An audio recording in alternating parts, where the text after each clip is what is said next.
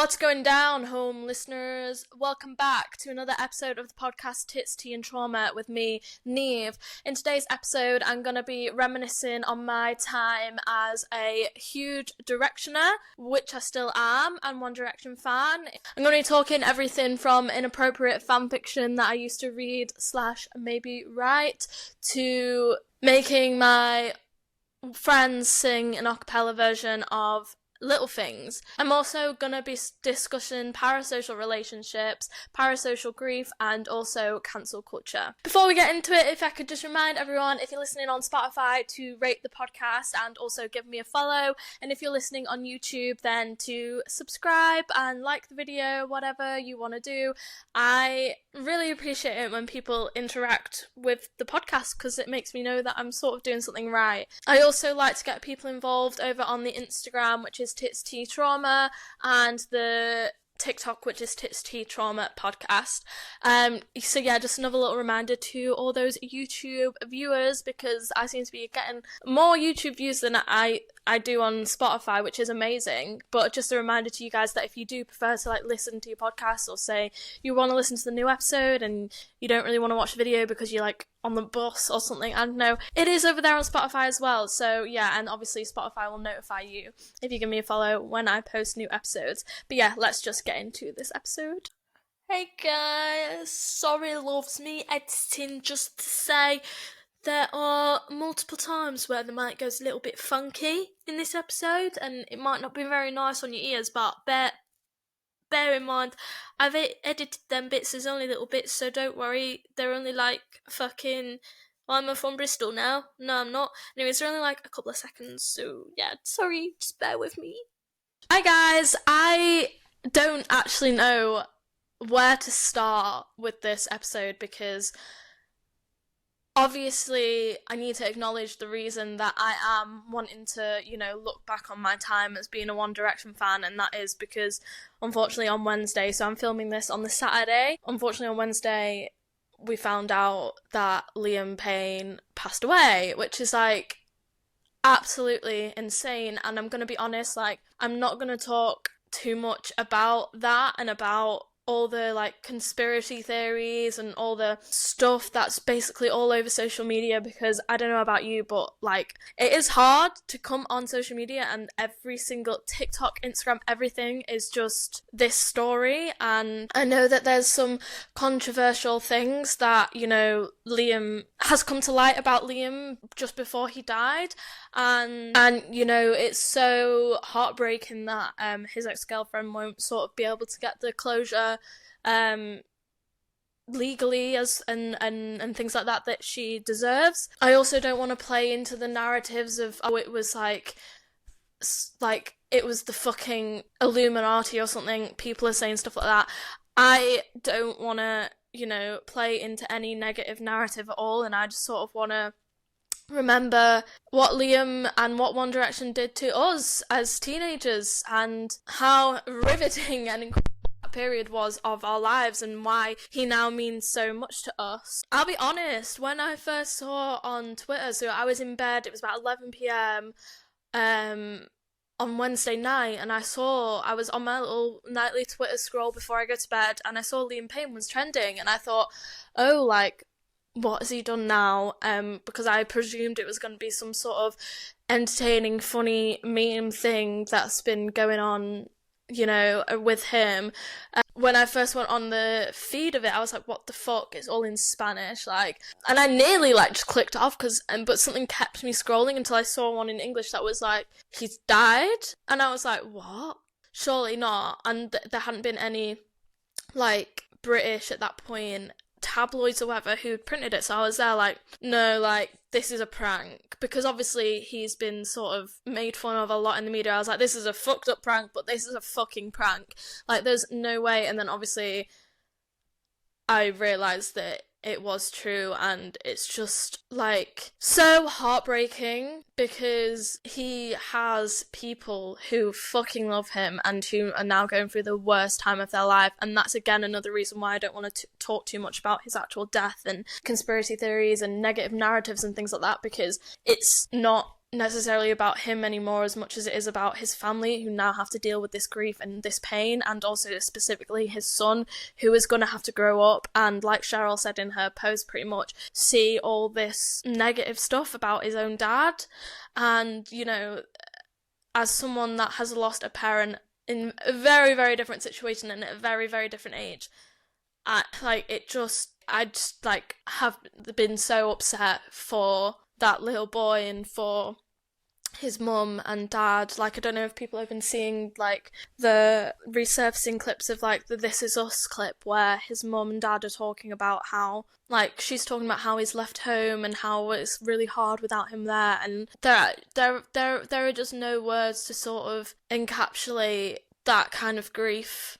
And also it's crazy to me that, like, what I first thought was, oh, it's going to be another meme about Liam, and I'm going to hold my hands up and I'm going to be honest, like, a lot of that stuff, like, when that we were all making fun of, like, oh, I'm going to, like, you want to see what these hands do, and that clip where he, like, changed his accent, like, they were entertaining and we did find them funny, and so basically my relationship with One Direction now is that, like, I will always be a One Direction fan. I still listen to their music. I remember them, like, fondly. However, I only really, like, I'm a huge Harry Styles fan. Whereas the others I just sort of kept up with in, like, a casual way. Like, I don't actively keep up with them. And that's how it was with Liam. So the only way that I sort of saw what was going on was when it sort of made headlines, and it was always this sort of meme culture-esque stuff. And then it's so funny how your perspective changes, how everyone's perspective changes so much when it's too late. I literally said this in my last podcast in regards to something different, in regards to women's, like, healthcare. But people really don't take things seriously until someone dies, or till someone, well, to be honest, yeah, until someone dies. I think if, like, I'm not gonna speculate, like obviously in some of those clips I thought, oh, well, he's obviously on drugs, and I hadn't heard until after his death that he'd openly spoke out about, you know, his alcohol and drug abuse issues and going to rehab. Like I said, I just didn't really keep up with him personally all that much. And it just gives you a whole new perspective on all those clips, because it's just like, oh, so this was a guy that, like, was struggling with something, and that's why he was behaving so erratically. And as always, instead of, like, going into with care, the internet is just so insensitive, and we, as a generation, were such huge perpetrators of it, of like, turning everything into a joke, into a meme. I mean, the amount of jokes on my timeline, because literally everything about my timeline is about Liam Payne at the minute, and the amount of, like, puns or jokes, I'm like, literally, what the fuck is wrong with people sometimes? Like, I'm quite a silent consumer with things like that. Like, I'll never, like, make the video or the TikTok that makes fun of Liam in those old videos, but I will, like, I found them entertaining. I thought, what is he doing? And that's just me being completely honest. And then obviously, like, hindsight is a virtue, because you look back and you think, oh, and especially the thing that I've still not looked into it, like, hugely, because it's just, like, a bit intense right now, isn't it? But, like, there are so many videos of him, you know, openly talking about his struggles. And openly, there's ones where he's openly said, look, I think he said something about the podcast he did. Was it with, like, Logan or Jake Paul? One of them. He was, like, saying, like, I made a mistake in that podcast and I was not in a good way. I was not in a good place.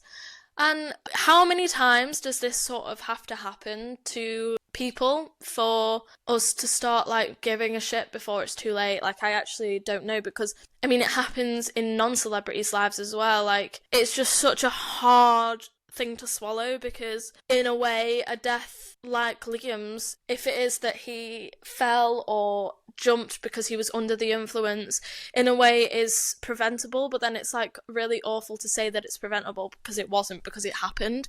But, like, had he got the right support, you know, it really shows you how fragile life is, because one different move could have meant that he would be here today. However, it's not a good way to think, and I don't want to, like, put that out there, because obviously he's not, and thinking of what ifs is not going to help anyone's grief, is it? I mean, it's just like an age-old story in Hollywood, and isn't it? I mean, I'm pretty sure, so I don't know if you guys know River Phoenix, but he was like a cult film actor, and he died of a drug overdose in front of the Viper Room in LA when he was 23, and I'm pretty sure, I can't remember exactly, but I'm pretty sure there was something like really fucked up about his death, and like either, I think someone broke into his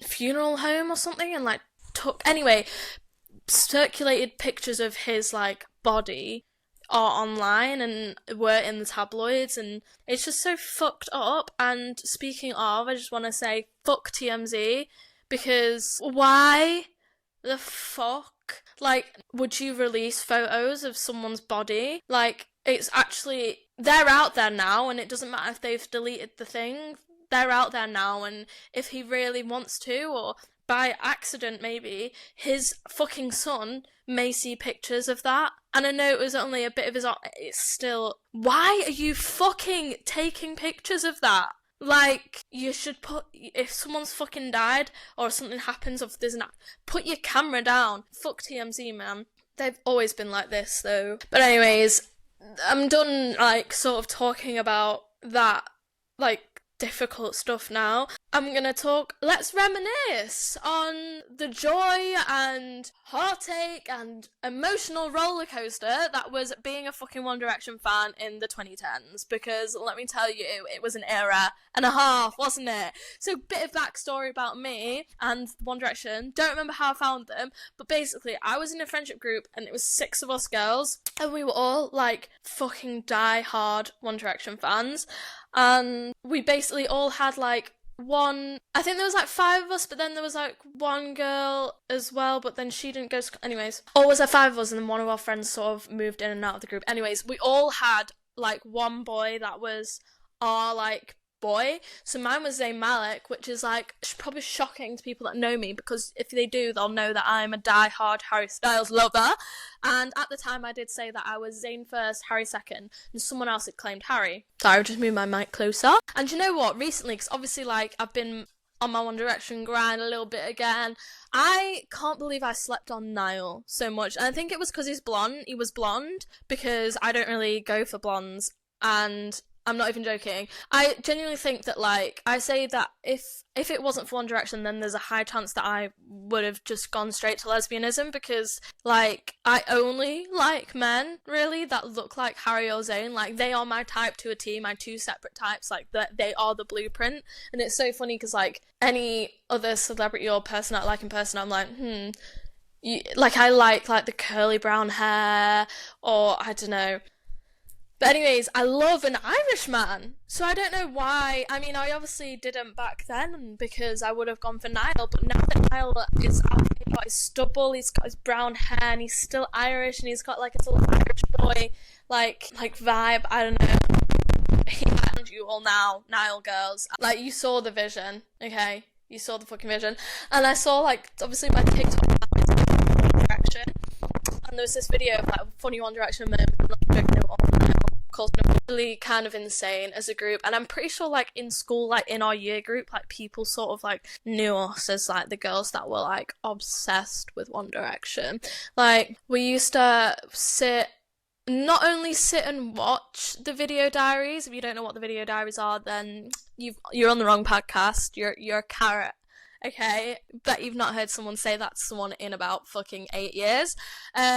We used to we actually decided to remake the video diaries, so each person would play their respective person. Me play Zayn, and I'm not even joking, like a couple of times a month, like it comes into my head the opening of one of the video diaries that we recorded, where like Zayn sort of says something in the opening, so they go, "Hello and welcome to video diary number 3, and then he goes, "And this time it's gonna be even crazier," and that plays in my head, and I'm like, oh, what a throwback. Like, we actually And you know, the actor in me, the fucking wannabe director, wannabe actor, took that serious. Took my role and took everyone else's role serious. I wanted this to be a perfect piece of art emulating the One Direction video diaries. I'd love to dig up the video.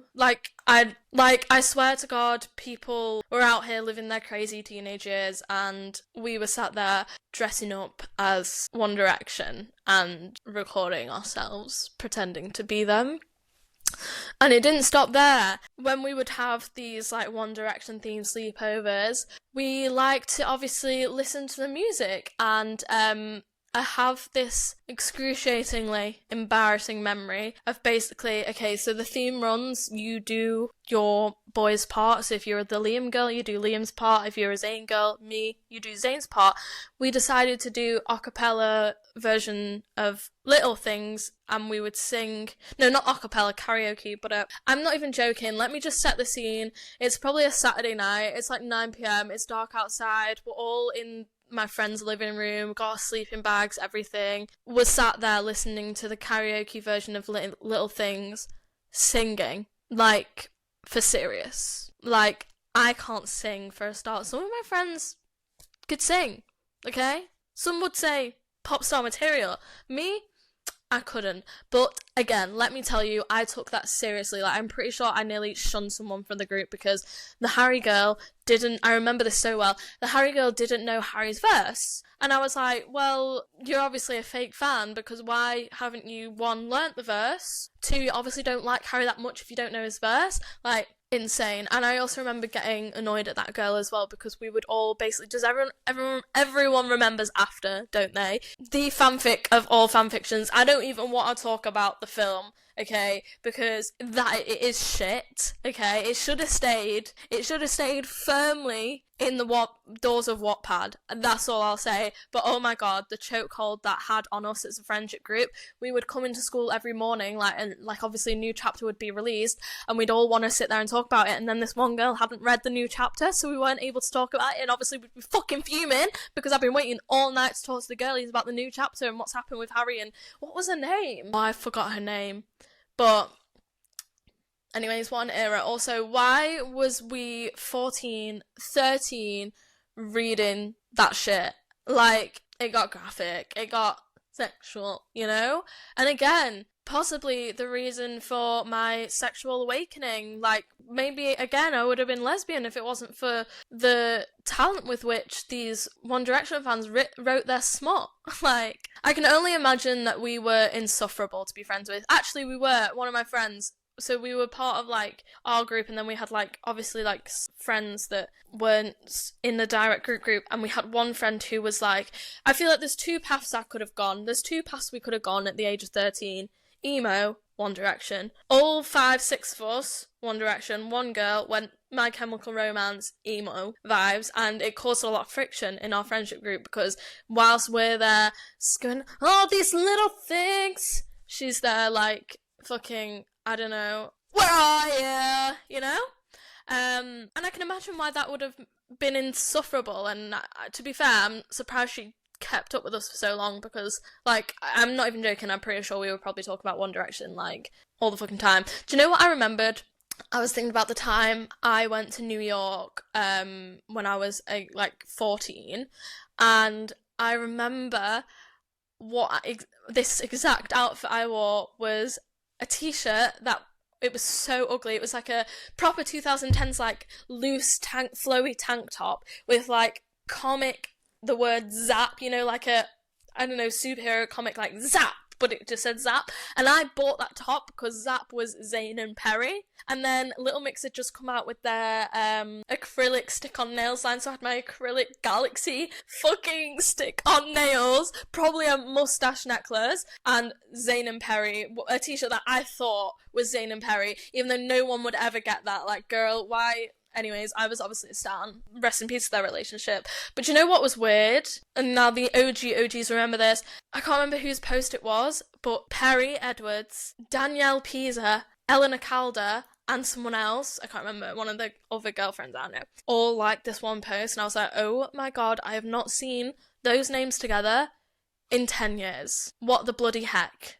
Like, anyways, so I thought that I would, to test how much One Directioner I have retained in me, I would do some trivia quizzes and, they see what memories those questions sort of trigger for me, and we can discuss them and reminisce together. Okay, bear with me, I'm just trying to find, like, a quiz that is actually good, because these are all made by 13-year-olds back in the day. So, the ultimate and super hard One Direction quiz. Should we do it? Or should we do... Are you a true Directioner? There's a fine line between a Directioner and a fan. Let's see which one you are. Let's do the Are You a True Directioner first. This one was in 2012, so this will be video diary coded. This will be video diary era questions, I reckon. First question is, which character has a pet pigeon? Liam, Durr, Paul, Louis, or Zayn? It's Louis, and it's Kevin. That is the name of the pigeon. Why was that in the video diaries? He was like, Kevin? I just remember Kevin! Or did I just take that from Home Alone? I don't know. Louis. What is Zayn's biggest fear? Dogs, spoons is Liam, turtles, or water? I'ma say dogs. Liam is afraid of what? Spoons. Oh, what a throwback. Danielle Pisa. Oh! No! It just asked me Danielle Pisa is who, and then I accidentally clicked Louis, but I meant it's Zayn's girlfriend, Zayn's ex-girlfriend. Yeah, who is Perry? And it's the options are Zayn's girlfriend, a platypus, or Niall's best friend. Zayn's girlfriend, obviously. Who is the oldest member of the band? Liam. It was Liam, right? No, it's Louis. It's Louis, isn't it? Fake fan. Oh my god, it's Louis. And Harry was in a band called, before 1D, either Purple Eskimo, White Eskimo, Elephant Green, or Elephant Orange. Purple Eskimo rings a bell, doesn't it? Who is Louis Tomlinson dating? Eleanor Calder. What a throwback. And everyone said that she was a beard because of Larry. And I'm sorry. Look, again, like I said, I'm a silent social media person when it comes to things that I know may affect someone where possible, okay? I'm not perfect. Don't, obviously bring up receipts or anything. But I can't lie. Again, this is something else. I remember me and one of the girls, we sat up top and tail in her bed looking up Larry Proof one night, one sleepover, until fucking 3-4 a.m. in the morning. I don't want to say I believe it, but and then again, I was on TikTok, and tell me why it gave me, is it ITV's actual TikTok, official TikTok posted, a clip from one of the video diaries where the tension between Harry and Louis is, apt, and it zooms in on Louis getting in Harry's face and stuff, and I was like, what?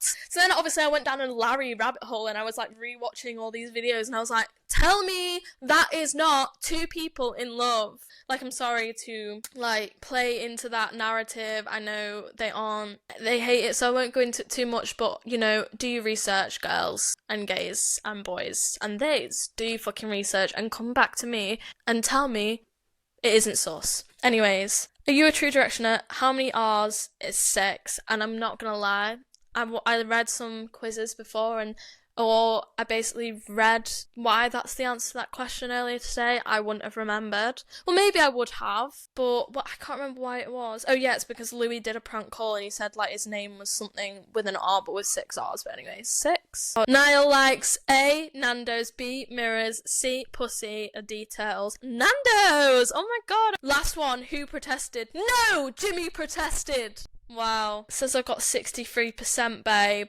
That feels muggy, that, done it? I'm gonna try... oh my god, I just searched which One Direction member to search a quiz of which One Direction member am I, hee. And it's just come up with the suggestion, which One Direction member died. What the fuck universe are we living in? Or should we do which One Direction member is my soulmate? BuzzFeed, love you so much. Let's go. Choose a city to live in. Either Amsterdam, Los Angeles, New York, London, or Dublin. You can't ask me that! Because everyone that knows me knows that it's my dream to live in New York, but also it's my dream to move to Dublin, find a wee Irish man, and settle there. I also would love to live in the other three. It's between New York and Dublin. Let's go for New York, because Dublin's a bit of an obvious one, isn't it? It's going to be Niall. If your life, and I think if you were here's a free flat, where do you want to live, New York or Dublin? I would pick New York because it's slightly less accessible. Like, if they were like, we'll sort your visas. Like, I don't need a visa to live in Dublin. Well, I won't when I get my Irish passport. Although Dublin is expensive. Anyways, I digress. If your life was a movie, which of these songs would be your soundtrack? Why Don't We Go There, One Direction, Young and Beautiful, Lana Del Rey, Driver's License, Versace on the Floor, Bruno Mars, Chained to the Rhythm, Katy Perry. None? I might have to say, I'm stuck between, I'd say Lana Del Rey or Olivia. Will you still love me when I'm no younger? Oh my god, I actually can't speak. Is that okay? But it's like Driver's License is a little bit depressing, and I don't want my soundtrack to be like fucking me fawning over some boy that doesn't love me. So let's go for Lana Del Rey. Choose a colour: black, purple, pink, blue, red. Oh, either red or pink. Red, pink. I've been loving red at the minute, girlies. Like, I don't know, every single outfit I've been wearing is red. Let's just go for red. Because there's no green. I would have picked green. Hello? Which of these songs is your favourite? For You by Liam, Dusk Till Dawn by Zayn. It's gotta be Harry Styles, like... Because the others I don't actually listen to their solo stuff. It's gotta be Falling by Harry Styles. I'm falling again, I'm falling. Yeah, you didn't turn up for a fucking karaoke episode now, did ya? Choose a ballet. Oh, it's gotta be the Nutcracker. I'm not even gonna read the other. It's like Coppelia, Paquita, the Nutcracker, Giselle, or Swan Lake. It's gotta be the Nutcracker purely because, for some reason, I think I was obsessed with Barbie's Nutcracker when I was a child. Does anyone else remember that? But I just remember, apparently I was. Which is your best feature? Wit. Kindness, tenderness, determination, sarcasm. I think I'm witty. I think I'm smart.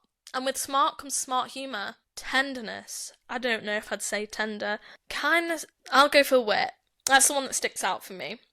Although I don't think I'm that witty. Like, I am witty, but am I that witty? I don't think I'm overly kind or determined anymore. I've kind of just been like, say that be. What will be, will be. Choose one. Power, love, light, mystery, danger. Danger. Power, love. Love? I mean, what am I going to do with light? Like, turn big light on? Do you know what I mean? Love. Which TV series do you prefer? Friends, The Vampire Diaries, Gossip Girl, Lucifer, Teen Wolf. Love Gossip Girl, love Teen Wolf, love The Vampire Diaries, but I'm gonna go for Friends. Just because we used to watch it. It's like, again, with the Nutcracker, it's like nostalgic. Okay? What comes first? Yourself, your dreams, family, your career, friends. Well, yourself is your dreams and your career. I'm gonna be selfish though. I'm gonna say yourself. Because if you're not putting yourself first, there's not going to be a you around to look after your friends and family. I mean, it depends on the situation. Existentially, you should always back yourself and should always put yourself first. Well, not always back yourself, you should admit when you're wrong. But, like, I don't know. Let's not pit my family and friends against each other. Let's choose me. Choose you, babe. Come on, is this nearly finished? And lastly, choose a movie. Love Actually, Twilight, banger. Casino Royale, Breakfast at Tiffany's, The Great Gatsby. I am a huge Leonardo DiCaprio fan. But it's gotta be Twilight. Again, what an era. Zayn! Zayn might be a bad boy, but don't get it twisted. He'll always be good to you. Why is he looking at me like that? He'll always be good to you. Beneath his mysterious aura, he has a big warm heart and loves painting, dreaming, and caring for his loved ones. You two are at that golden and stylish couple, so true, that everyone is envious of, and don't worry, he'll always treat you like royalty. That Zayn Malik! I'm not upset about that, considering he was the boy. It's kind of like full circle. I will say, speaking of bad boy, do you remember Zayn used to call himself, or did we call him it, I don't know, Bradford Bad Boy? I don't know if your schools did it, but in our school, like, when you had a school trip, you would get a hoodie and you'd be able to write, like, your name on the back of it, like, get it printed. Tell me why. First of all, the hoodie was bright orange, not my choice. I don't know, they must have wanted to be able to see us in the middle of London. I wrote on the back of mine, Bradford Bad Boy. Wow. No shame.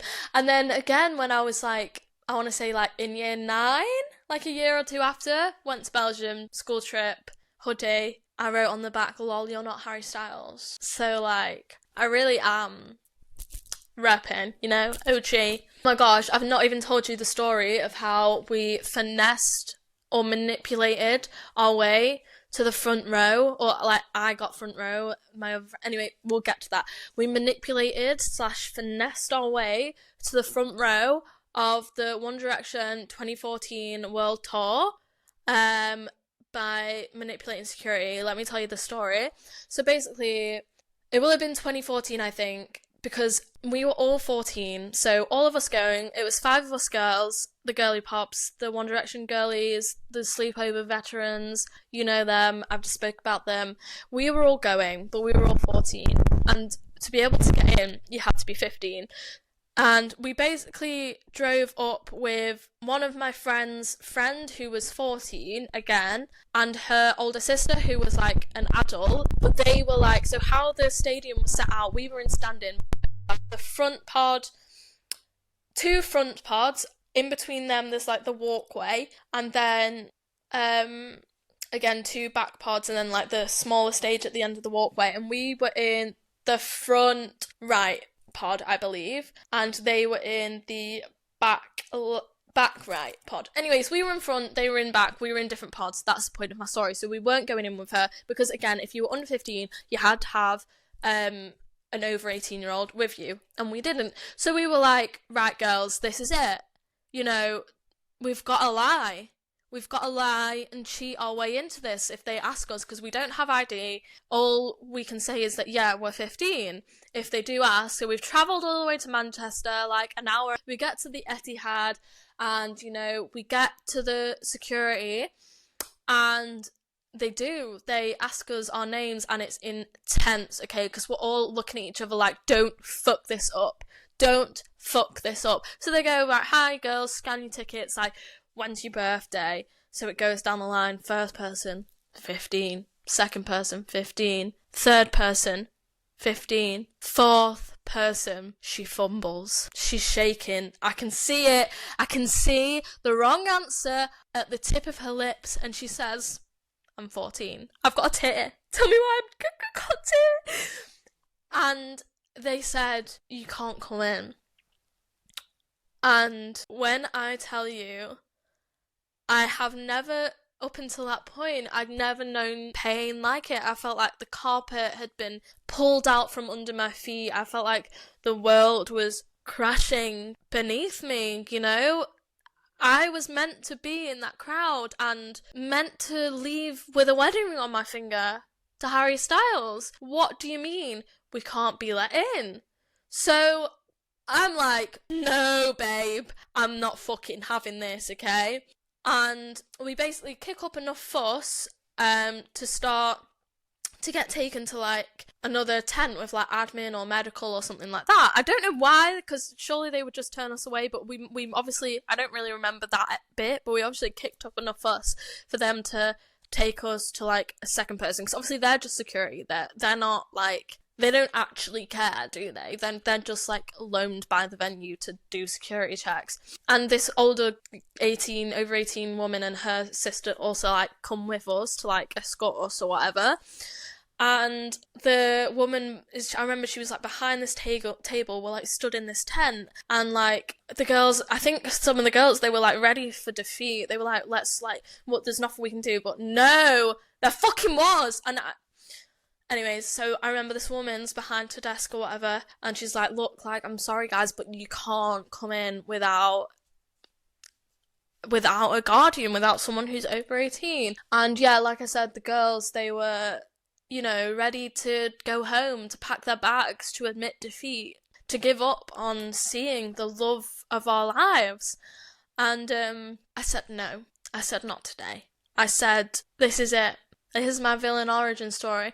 Every manipulation tactic I've ever learned, that's ever been passed down to me, every bit of acting, drama class, because I wanted to be I still want to be an actor, it's come down to this moment. So I started crying, and I was like, please, like, I can't remember what was said, but we basically like, you've got to let us in. So they're like, okay, let's see, can you go in with this guardian here? No, we have tickets in separate pods. So then they decide, okay, what we'll do is we'll let you go in with her. This is a miracle, by the way. I don't know how we finesse this, because like, what? But that we'll let you go in with this guardian, and you'll just have to go into the other pod and like it's fine, we'll just do that. So obviously a little bit disappointed, because we're sat there thinking, oh, we had like front pod, and like now we're probably, because we've waited so long, gonna be in the back of fucking back pod,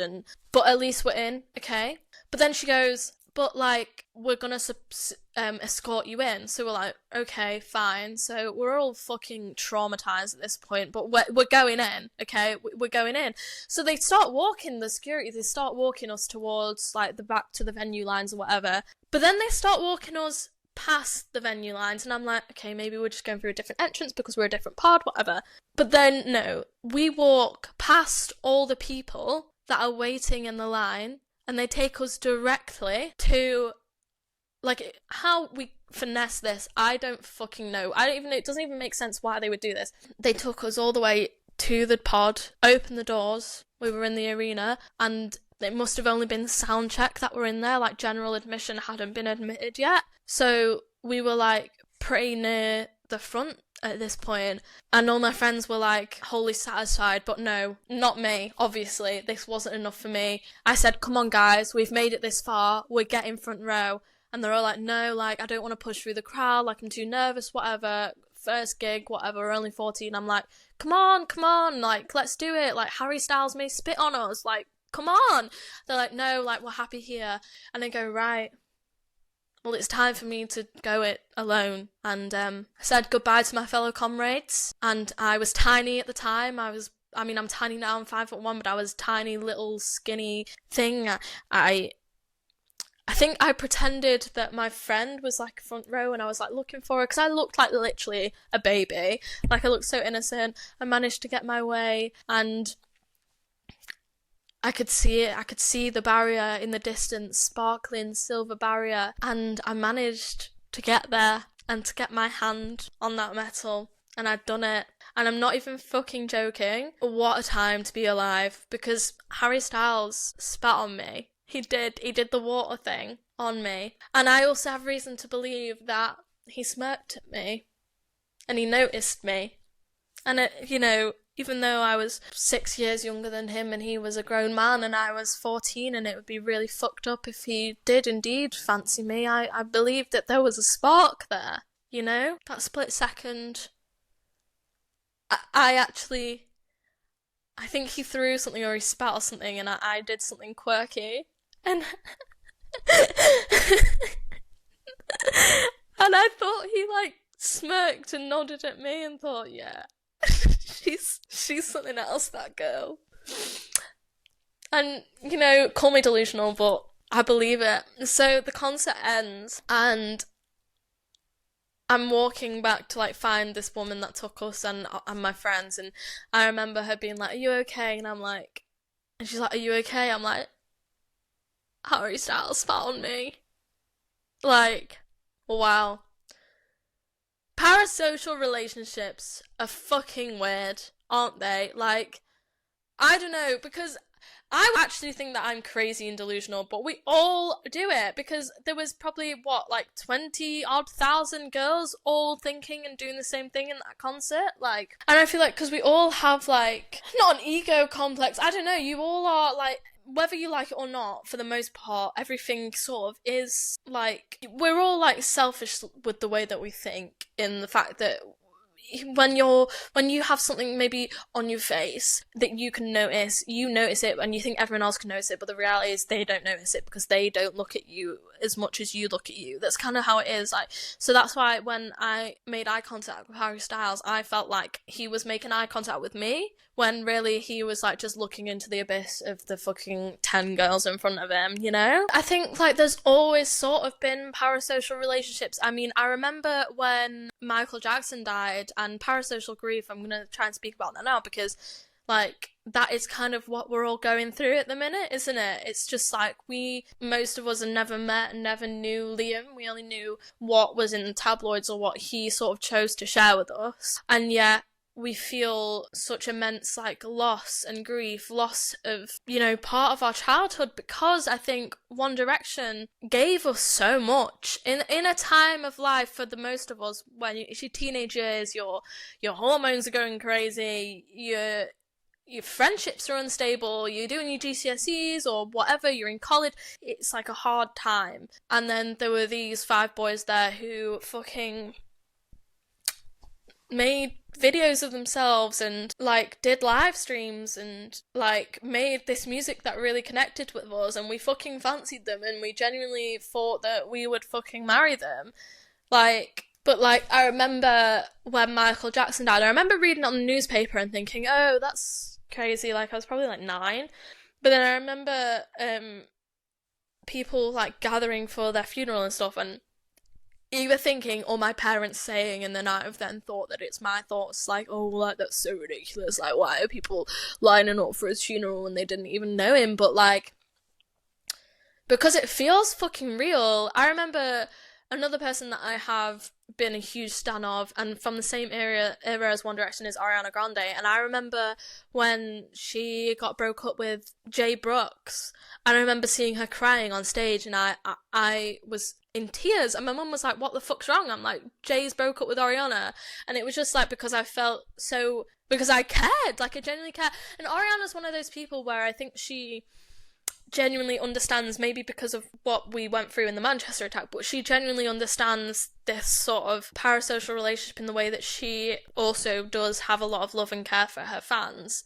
But I remember when her grandpa died, I was fucking distraught, and my mum was like, it's not your granddad, why are you so arsed? And it was just because, you know, we'd, through Ariana and through what she posted on social media and things, we'd made a connection to him and to her relationship with him, and we knew how much that would destroy her and hurt her. But yeah, parasocial relationships, they've been a thing before the social media age. I mean, look at the Beatles, like Beatlemania, and, you know, I read this thing just before that, like, when Take That disbanded in like 96, Samaritans or someone created like a hotline for all the people that would have been like affected by that. So like, it's always been a thing. But I think what it was with One Direction is that they were one of the first boy bands to be in the social media era, like, and the access that gives to us, to celebrities, is just insane. Like, I think that back in the day, maybe in like the 50s, 60s, 70s or whatever, what celebrities showed about themselves was a lot more controlled, was a lot more, yeah, there's paparazzi and stuff, but like, there probably would have been some people in Liam's life that found out through the news that he passed away before people had chance to even tell them, because it spreads like fucking wildfire because of social media. Whereas like, I feel like back in the day, you know, celebs probably had more control, like Marilyn Monroe, people like that probably had a bit more control of what was out there. They, you know, fucking people's mental breakdowns weren't able to be seen. Like Liam, for example, like his Snapchat stories in the days leading, I saw them and I was like, they're a bit strange. And there's many other people who have sort of gone through mental health issues who have like posted on social media and been torn down, been made fun of, rather than people saying like, look, this is kind of erratic behaviour, they clearly need help. But again, like, what I'm trying to say is that One Direction had it fucking hard, I imagine, because that level of stardom and that access that we had to them, and I think especially in those early days, like, yeah, they were I mean, the Video Diaries, they were part of X Factors. They weren't even probably their choice to do them, but like all those things that were posted, that were shared, you know, when you're in the early stages of your career, there were probably things that they now in hindsight wouldn't have shared, but when you're in the early stages of your career and when you're listening to people like Simon Cowell and your agents or your PR team and people that want to make money off you, and knowing that you want to be successful, like, you'll sort of listen to them. And they were all only young as well, like Harry was like 16 and they were all 16, 17, 18, and all of a sudden they're in the biggest boy band in the world. And how that must affect you, like, fucking imagine, now this is a bit of a trigger of self-harm, but remember when Zayn left and hashtag cut the Zayn? In fact, I remember when Zayn and Louis got caught smoking weed and everyone was like mortified and they were like so offended that these two boys would do that, and it was like, shut the fuck up, like, they're fucking 20-odd-year-old lads, like, let them have a spliff, let them have a cig if they want, like. But people genuinely like felt like connected to them to the point where that kind of stuff affected them. And it's insane how that must have been, like, when Zayn left the band and people were doing hashtag cut for Zayn, like, how horrendous that must have been for this guy who, I mean, that was one of the reasons he left the band, wasn't it? Just, I don't think he ever, like, he's still private now as it is, I don't think he ever, like, got used to that level. Like, he seems like a private guy, you know? And I mean, how can you get used to that level of, like, everything you do is magnified and everything you do affects millions of people around the world? It's like, when you actually think about it, because even talking about them now and, like, being aware of parasocial relationships and even being an adult, you do sort of, again, just, it's easy to disconnect yourself through a screen and just see people as people through a screen and not the fact that there's someone on the other side of that screen and they are human and they are flesh and blood. And I mean, that's why it was so easy to laugh at Liam's videos when he was clearly going through it, you know, because you disconnect the fact that in reality that is a person, and in the grand scheme of things maybe people don't care because they just think, oh, whatever, it's just a random person that I don't know. It's kind of weird because on one hand you've got parasocial relationships where you care and love someone so much that you would, like, be heartbroken if something happened to them. But then on the other side is that complete disconnect of, like, not really recognising that the person on the other side of your hate tweet is a person. It's kind of crazy. And that's where we lead into things like cancel culture. Now, don't get me wrong, in terms of, like, what's come out about Liam recently, I think that he was being held accountable for things that, you know, someone should be held accountable for, and, you know, what he allegedly has done, yeah, it doesn't mean that he deserved to die at all. It means that he deserved to get help and be able to be a person that doesn't do that against someone and you know, brings up his son, and you know what I'm trying to say. And on Big Brother they had, like, a prompt where people were saying that society was too woke, and someone said that, like, it's they believe that because they believe that cancel culture is wrong. And I just think, how do we find the line between it being too far? Because I think it's so weird. Again, it's such a juxtaposition, again, with the parasocial thing being like, oh, it's like the reason maybe cancel culture became a thing was because people in Hollywood and people in the media weren't being held accountable, and still aren't. A lot of people in positions of power, you know, it's every fucking week we find out that someone's a fucking paedophile or something. And maybe that's why cancel culture came about, because people were like, oh, we need to, like, make these hold these people accountable. But then again, what's come out on the other side of that is not giving people the space to grow and breathe, and also the sort of communication issues of, like, we don't ever actually know what's going on behind closed doors. And now, by the way, I'm talking generally, I'm definitely not talking about the situation between Liam and his ex-girlfriend. I believe her, like, I believe women in the situation. I'm just talking generally, like, when things go from mouth to, like, fucking TMZ or The Guardian or whatever media, like, tabloid, and then they go and they just get, like, exaggerated or falsified, or, like, people are like, oh, I saw this celebrity here and he was really rude, and really it's just some guy on fucking Twitter who's lying, and then people run with that.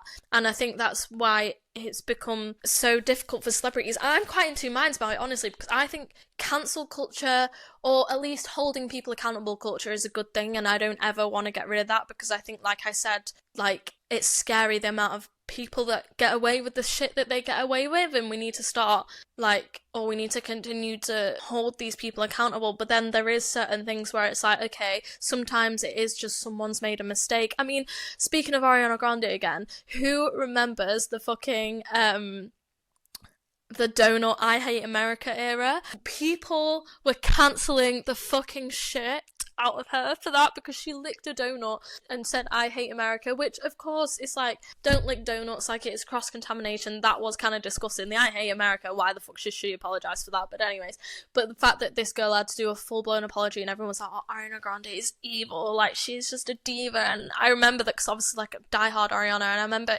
even me being like, oh, come on, Ariana, like, what are you doing? Leave her be.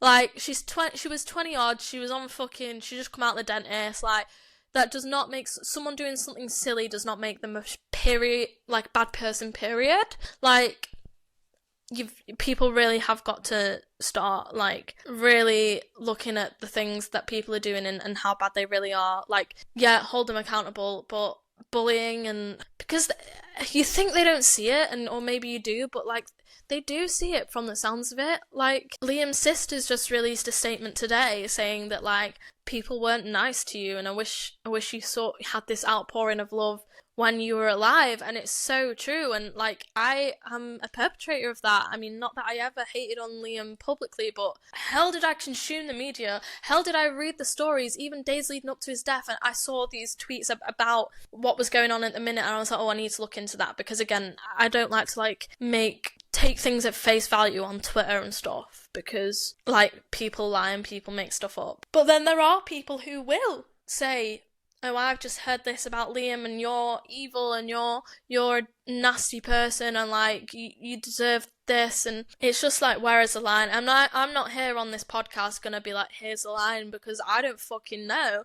I'm just having a conversation, having a little chit chat about it, because it's been on my fucking mind. Because again, even now, still, my timeline's divided from like, it's divided into like 3 parts. One part tributes to Liam and stuff, and another part jokes about Liam, which is fucked up. And then like, people saying like, you're all forgetting all these bad things he did, like he was an abuser and things like that. And I think this situation really just shows that there's nuance with everything, and you can feel huge amounts of empathy for the people that have lost him, and you know, for him as well, for being a point in his life where this happened to him, whilst also saying like, what he did was wrong and what allegedly he did was awful, and he should have, you know, been held accountable for that. Unfortunately, like I said before, now those people in that situation aren't going to be able to get that closure because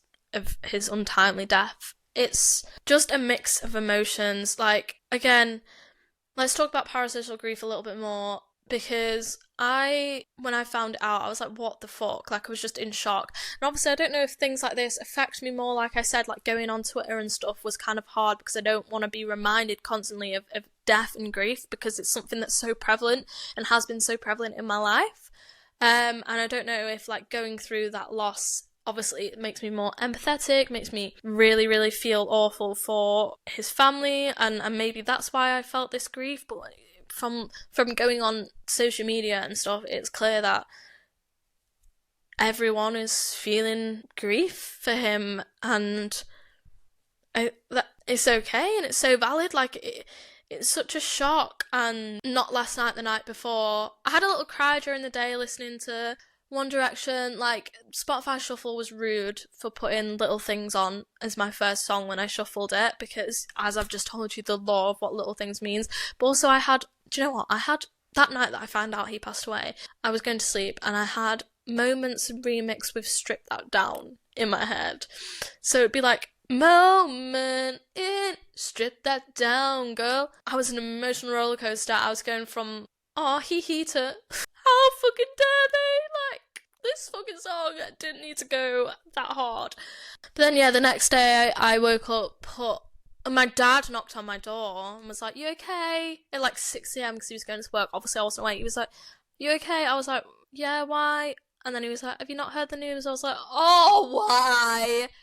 Why would you wake me up with that? But bless him for checking on me, because no, I wasn't okay, so I wasn't fucking okay. And then, yeah, listened to their songs, cried a little bit to Moments, you know, just cried for his son and things like that, and just, feeling awful for what his family must be going through right now. And then, not last night, the night before, I was in bed and I just started sobbing, because I was just like, I think it kind of hit, like, I don't think it had hit before that. I was kind of just still in shock, but I think it hit a little bit of like, you know, when someone dies and then you realise, oh fuck, like, they've died, like, his parents are never ever gonna see him again. Sorry, not to get too, like, I mean, it is deep, but not to get too into the deepness, because like I said, I hope this podcast has sort of been a safe space for people to like reminisce on their own time with One Direction, you know? Because I'm sure, you know, Liam said that he felt like it was part of his job to just make people happy. Like, he felt like that was his job role. So I think he would want us to think of, like, I don't know the guy, why am I speaking for him? But do you know what I mean? Like, would want us to think about the good times and the good memories and all the embarrassing fucking things we did. I didn't touch on 1D day, but do you remember that? It was like a fucking whole day, and for weeks, like, they were doing like competitions for 1D day, and I remember I entered one, and it was like, draw your own One Direction fan art, and I made a giant carrot poster. And by giant, it wasn't giant, it was like a meter or something. And if you don't know what carrot means, then you're a carrot. So anyways, I feel like I should end it there and just say, like, you're valid and not a fucking weirdo for feeling this grief, because it's, like, so fucking normal to feel, you know, to feel empathy and sadness for him, for his family, and for yourself, and for what, like, this, like, we never ever thought that one of One Direction would pass away so young, and we always thought that there would be a reunion of the 5 of them. I think deep down we always wanted that, but obviously that's not the case. But anyways, thank you so much for listening, guys. I really appreciate it. I hope I didn't babble too much. Probably fucking did, you know me. But yeah, if you're new here, please, if you've listened this far, you clearly fucking like me. So give me a follow, subscribe, like, whatever you need to do to make sure that you can sort of see the next episode come out. Because I want to see you there. Okay, and let me know your fucking favourite One Direction memes in the comments, because let's grieve together, let's, like, reminisce together. These boys brought us together, and if I say together one more time, we should make it a fucking drinking game. Anyways, yeah, I'm gonna end the podcast now, but thank you for listening, and I hope you're all okay. See ya!